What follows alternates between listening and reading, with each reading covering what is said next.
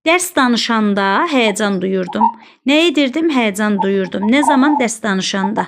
Nə zaman sualına cavab verir? Deməli, bu zaman oldu feili bağlama. Bir də deyirəm ki, dərs danışanda həyəcan duyurdum. Kimdə həyəcan duyurdum? Dərs danışanda. Zəhmət olmasa səsləri bağlayın. Kimdə həyəcan duyurdum? Kimdə? Bu isimləşmiş feili sifət tərkibidir. Deməli, bunu iki cür düşündüm. Kitabı alanda maraqlı əşya gördüm.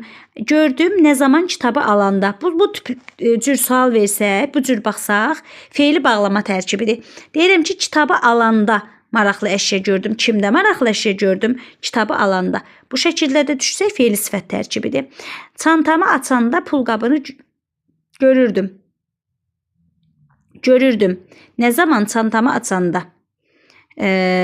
Burada şeydir, feili bağlama tərkibidir.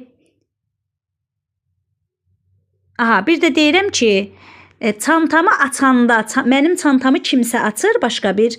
Məsələn, çantamı açan adamda pulqabını görürdüm. Bax, bu şəkildə də ola bilər. Burada da feili sifət tərkibidir. Yeni isimləşmiş feili sifət tərkibi. Sən bunu oxuyandan soruş. Oxuyanın sözündəki dan çıxışlı xalın şəkilçisi bilirsiniz nə deyir bizə? Deyir ki, bu yalnız feili sifətdir. Feili bağlama olsa, şəkilçi orada çıxışlı xalın şəkilçisi ola bilməz. Aydındır? Bu da ancaq feili sifətdir. Gərək evə gələndə tələsərdim. Tələsərdim nə zaman? Evə gələndə. Burada da nədir? Feili bağlama tərkibi. Növbəti səhvimiz hansıdır?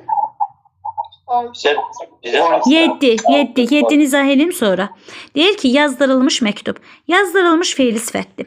Birinci növ söz birləşməsinin asılı tərəfindədir. İndi gəlin bunu tərkibinə görə təhlil edək.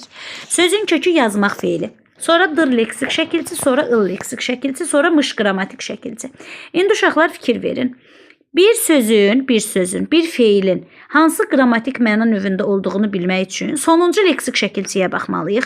Bizim də burada sonuncu leksik şəkilçimiz ıl şəkilçisidir. Il da məchul növün şəkilçisidir. Belə çıxır ki, bir səhvdir. Keçmiş zaman məzmunludur, düzdür. Mışlandığı keçmiş zaman məzmunludur.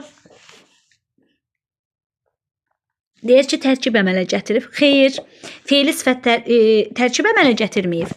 Bu, birinci növ söz birləşməsinin asılı tərəfidir. Deməli, tərkib əmələ gətirməyib. 3 səhvdir. Məchul növdə işlənib. Düzdür. İsmi xüsusiyyətlərini daşımır. Düzdür. İndi biz nəyi taparıq? Biz doğrunu tapırıq. Belə çıxır ki, doğru 2, 4, bir də 5. Cavabdır variantı. Növbəti səhvimiz.